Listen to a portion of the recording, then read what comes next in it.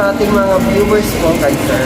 Ito po ang ating unit po which is the ZST Trophy, known as the Morris Garage po. Pwede po kayo mag-visit dito sa Banawang Kalasyaw, tabi po ng Jex Pavilion po. As you can see po sa ating unit po ngayon, this is our top of the line, the ZST Trophy po. If we look inside po, we can see that it is already electronic na po. Meron na po siyang controller sa steering wheel na po. And then automatic na din po siya with 10 inches infotainment po. And then if you go into the passenger po, very spacious po siya. As for me, ako po ay isang 5'11 po, which is very spacious po sa akin po. Then meron po siyang dalawang aircon and then 2 USB port po dito.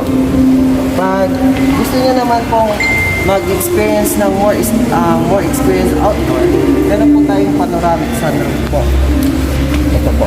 Panoramic sunroof natin, i-access po natin yan. Mag-open po hanggang dito po. Then gusto niyo naman pong humiga, okay lang po. Pwede po natin pahiga yung mga upo natin for a better experience pa po.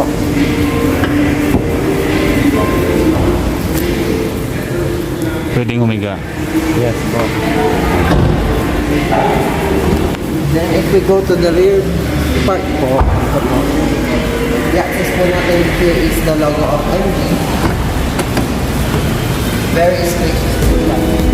Pwede po itong paglagyan ng madami, meron po tayong spare tire and basic tool po.